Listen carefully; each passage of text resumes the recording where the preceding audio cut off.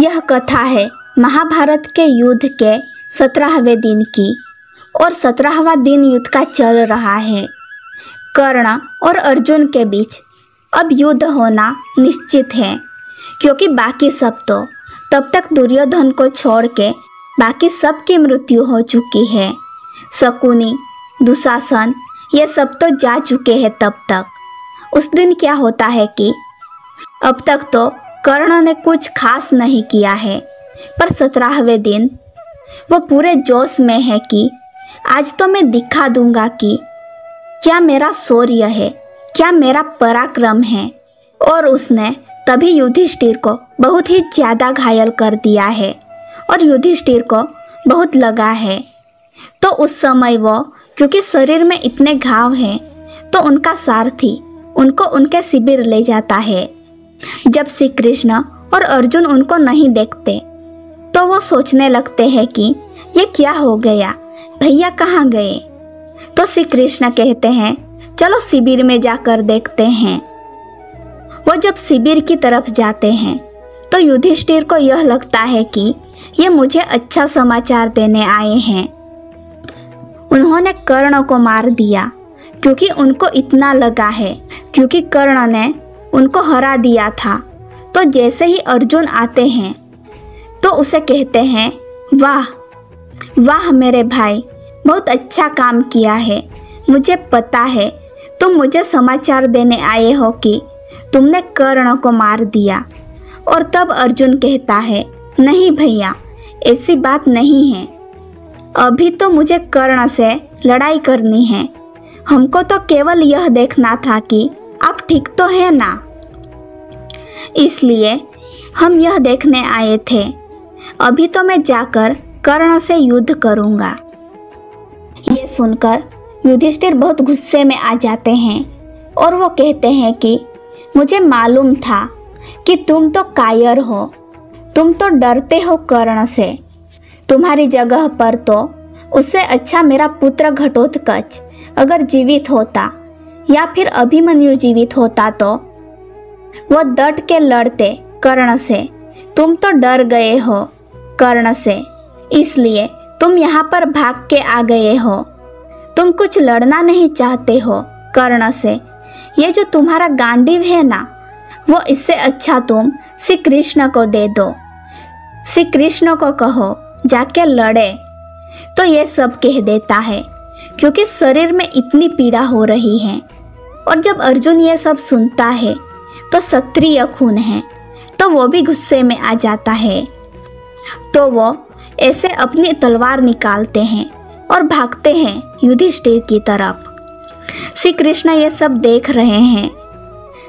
श्री कृष्ण उनके सामने जाते हैं और रोकते हैं अर्जुन को और पूछते हैं क्या कर रहे हो, ये क्या चल रहा है, इस तलवार से क्या करने का इरादा है तुम्हारा।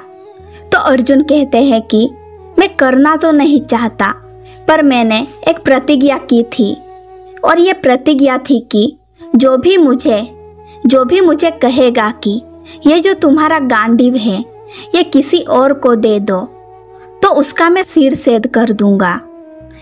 अब मेरे भाई ने कहा है मैं करना तो नहीं चाहता, पर अब मेरे पास दूसरा कोई रास्ता नहीं है, क्योंकि सत्य तो महत्वपूर्ण है। अब मैं झूठ तो नहीं साबित कर सकता मेरी प्रतिज्ञा को। और श्री कृष्ण उसे डांटते हैं। वो कहते हैं अरे मूर्ख, तुझे लगता है तुमको धर्म का ज्ञान है, पर तुम धर्म को समझते नहीं हो, क्योंकि धर्म को समझते तो ऐसा काम ही नहीं करते। वो कहते हैं पहले एक बालक की तरह मन में आई ऐसी प्रतिज्ञा तुमने कर ली, अब वो ऐसी प्रतिज्ञा को सच करने के लिए तुम तुम्हारे भाई को मारने जा रहे हो। वो बोले कि हिंसा कब की जाती है, जब तुम युद्ध में किसी के सामने हो, जब किसी ने तुम्हारा कुछ बिगाड़ा हो, तुम्हारा शत्रु हो, तब तुम हिंसा करते हो। यहाँ तो तुम्हारा भाई है, उसने कभी तुम्हारा कुछ बिगाड़ा है ना, तो वो तुम्हारा कोई शत्रु है। तो बस एक प्रतिज्ञा तुमने मन में आकर के कर ली, अब तुम मारने चले हो। तो अब अर्जुन को समझ तो आ रहा है, पर उसे यह नहीं समझ आ रहा है कि वो करे तो क्या करे। उस समय फिर श्री कृष्ण उसे एक कथा बताते हैं, और ये कथा धर्म को समझने के लिए अत्यंत आवश्यक है। वो कहते हैं कि एक ऋषि थे जिन्होंने प्रतिज्ञा की थी कि वे हमेशा सत्य ही बोलेंगे और सत्य के सिवा कुछ नहीं बोलेंगे। ऋषि बूढ़े हो गए थे और एक दिन अपने आश्रम में तपस्या कर रहे थे। तभी कुछ गांव वाले डरकर वहां आए और बोले, स्वामी जी, हमारे पीछे लुटेरे पड़े हुए हैं, हम यहाँ छुपने आए हैं। अगर वे आए तो उन्हें कोई और रास्ता बता देना। ये लोग बिना कुछ छुने छुपने चले गए। कुछ देर बाद लुटेरे आए और स्वामी जी से पूछा कि क्या आपने गांव वालों को भागते देखा है? अब स्वामी जी क्या करें, सत्य बोले या ना बोले। उन्होंने तो प्रतिज्ञा ली थी कि हमेशा सत्य ही बोलेंगे। यह उनके लिए एक समस्या बन गई, लेकिन उन्होंने सोचा, नहीं, सत्य ही धर्म है। मुझे सिखाया गया है कि सत्य ही धर्म है, तो मैं भी सत्य ही बोलूँगा। मेरी प्रतिज्ञा भी यही है कि सत्य ही बोलना है। तो उन्होंने बता दिया कि गांव वाले कहाँ छुपे हैं। लुटेरे गए और गांव वालों को मार डाला। कुछ समय बाद ऋषि की मृत्यु हो गई और वे यमराज के पास पहुँचे। यमराज ने कहा कि उन्हें नरक में भेज दो। ऋषि क्रोधित हो गए और बोले, यह क्या है? मैंने तो हमेशा धर्मपूर्ण जीवन जिया है और अपनी प्रतिज्ञा निभाई है। अब आप मुझे नरक भेज रहे हो, यह कैसा धर्म है? तब यमराज ने समझाया, और श्री कृष्ण भी यही सिखाते हैं कि सत्य क्या है, जो सबका भला करे, विशेषकर निर्दोषों का, वही सत्य है, वही धर्म है, केवल सत्य है। इसलिए सत्य पकड़कर रखना सत्य नहीं है।